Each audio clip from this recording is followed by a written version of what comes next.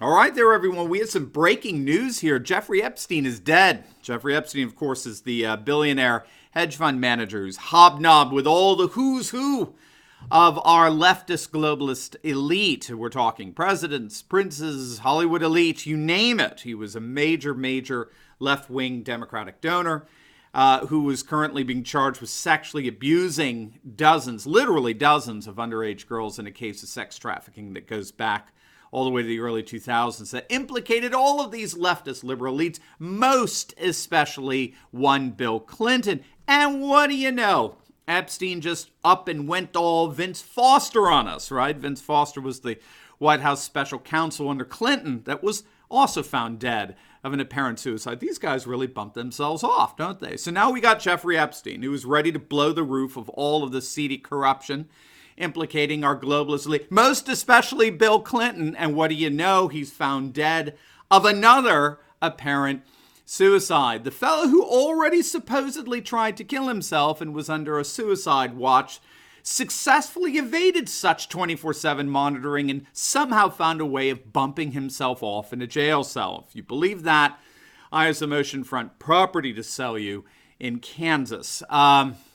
You see, if you believe that, then we can all go back to this whole notion that Trump and white supremacism is our nation's biggest problem, right? We can all go back to calling for our president's impeachment because of his white nationalism and Nazism and racism and bigotry.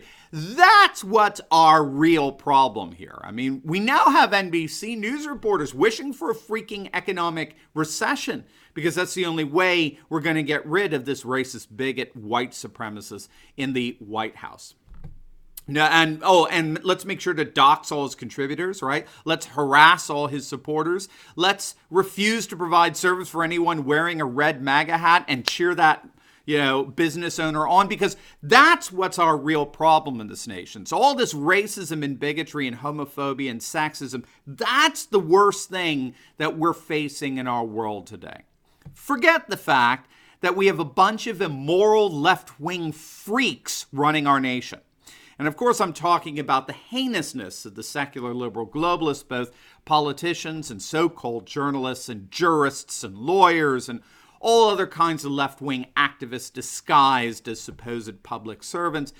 If you don't know, this goes all back in 2005. The Palm Beach police were informed by a mother of a young girl in West Palm Beach that her daughter had been brought to Epstein's mansion and propositioned to have sex for money. Okay.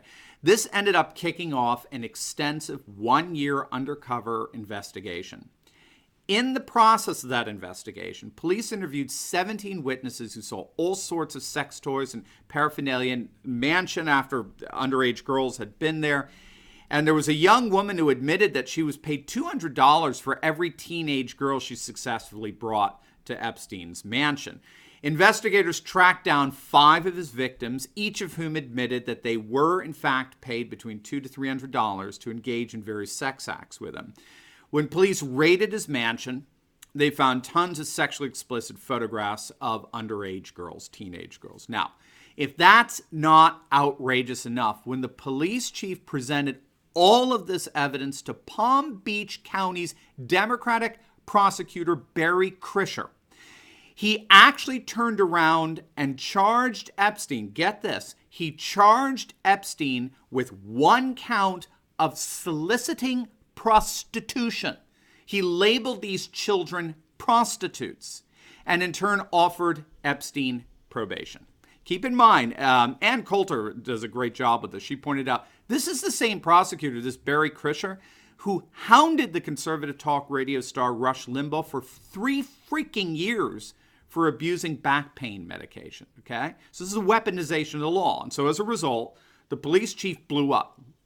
He wasn't having any of this. So the police chief turned to the Bush administration at the time to seek justice against this obvious child rapist. And that's when the story about a major Democratic billionaire donor became getting protected by this special prosecutor. That's when it started to blow up, kind of. The British press picked up on it. The Florida media picked up, Fox News. But CNN, MSNBC, they didn't breathe a word about it. They didn't elicit so much as a peep about a Democratic prosecutor refusing to charge a billionaire Democratic donor in multiple counts of child rape. Now, as a result of the federal investigation, which was led by Republicans, Epstein had to plead guilty to 2 state felony charges, which got him 2 years in prison. Okay?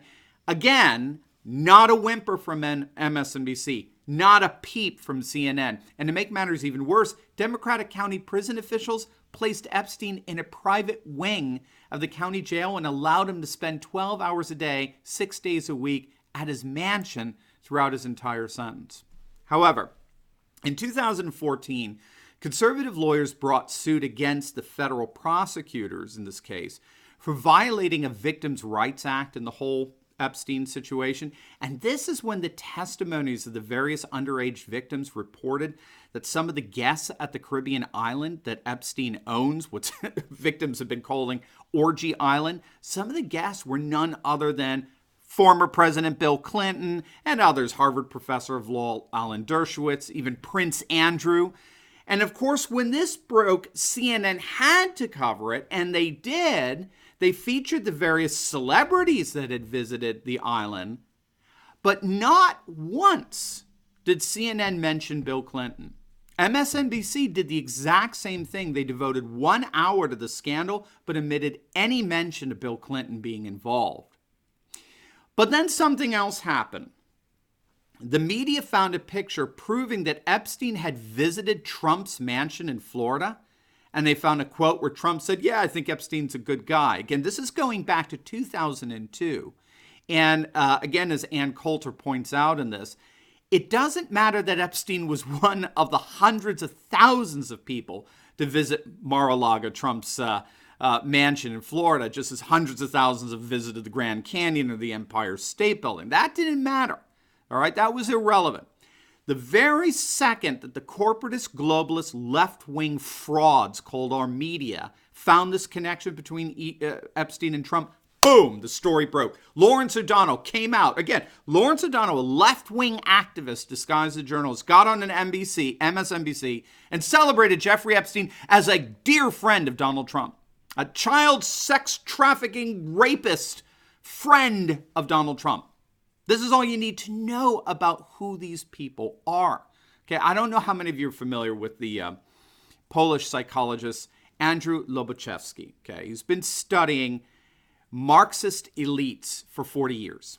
He studied Marxist elites, he studied Nazi elites, and he concluded that they really all are psychopaths. Okay, and when the world is run by psychopaths, it becomes hysterical. It literally becomes insane. And I could not diagnose this situation better than that. Epstein and the Democrats and the Democratic communication wing known as the mainstream, lamestream media, the corporatist, globalist media, they really all are psychotic. There's no point in trying to figure them out or reason with them. They care nothing, not one whit about these girls. They're psychopaths. They don't give a rip about justice. They don't care about Epstein. They don't care about what he did or allegedly did. They don't care about the admitted indiscretions of Bill Clinton. All they care about is power. That's it. They're psychopaths. All they care about is their own power, their own elite status in a globalized world that rules the masses in accordance with the supposedly salvific whims of a secular aristocratic elite into which these useful idiots in the corporatist media have been admitted. Democrats in politics and media work together to try to pull off this charade. And again, I think the good news in all this is that everyone now sees it. Everyone, that is, who hasn't drunk deeply of the leftist Kool-Aid. Everyone knows what a pathetic joke these left-wing aristocratic elite are, and it's time to put their reign to an end. I'm watching closely the extent to which the Electoral College is solidly in favor of the GOP, and I think once it is, I think it's time to go full animal on these liberal elites and get them out of positions of power and influence once and for all. That's all I got to say about it, gang. God bless.